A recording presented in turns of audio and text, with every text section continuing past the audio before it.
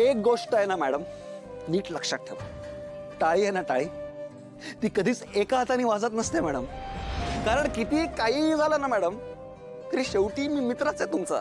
मित्र मित्र मित्र, आणि हेच सत्य आहे आपल्या नात्याचं. माझं प्रेम तुमच्यापर्यंत व्यक्त व्हावा, तुमच्यापर्यंत पोहोचावा म्हणून मी केवढे केवढे प्रयत्न केलेत ना मॅडम, याची कल्पना तुम्हालाही नाहीये. आणि त्यानंतर मी तुमच्या घराबाहेर ऊन वारा पाऊस सगळं सहन करत होतो. त्याचं काय, हे सगळं कशासाठी करत होतो मॅडम? मी माझं तुमच्यावर प्रेम होतं म्हणूनच करत होतो ना मॅडम. माझं खरंच तुमच्यावर खूप प्रेम आहे.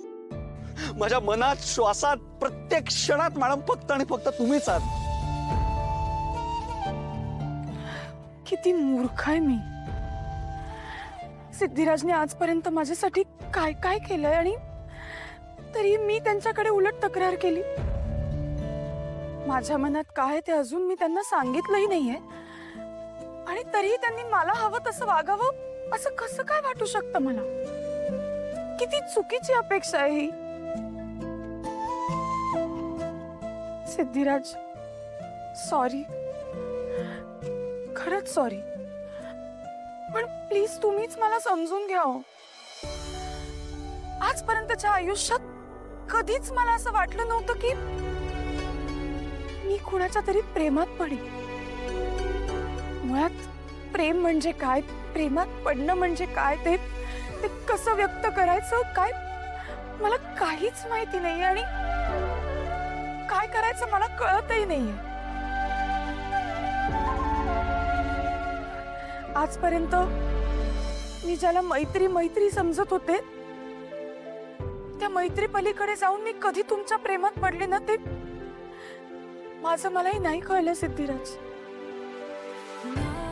आज जेव्हा तुम्ही मी सोडून इतरांना वेळ देताय, तुमचा सहवास मला मिळत नाहीये, तेव्हा मला कुठे कळतंय की मला तुमचा सहवास किती हवा हवासा वाटतोय. मला तुमच्यापासून दूर राहणं सहनच होत नाहीये.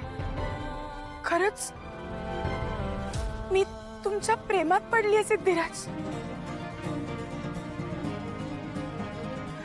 मला फक्त तुमचा वेळ आणि तुमचा सहवास हवाय. आजपर्यंत तुम्ही खूप वेगवेगळ्या पद्धतींनी मला सांगितलंय की तुमचं माझ्यावर किती प्रेम आहे, पण आता वेळ माझी आहे. मला तुम्हाला सांगायचंय सिद्धिराज की माझं तुमच्यावर खूप खूप खूप प्रेम आहे आणि मी ते सांगणार.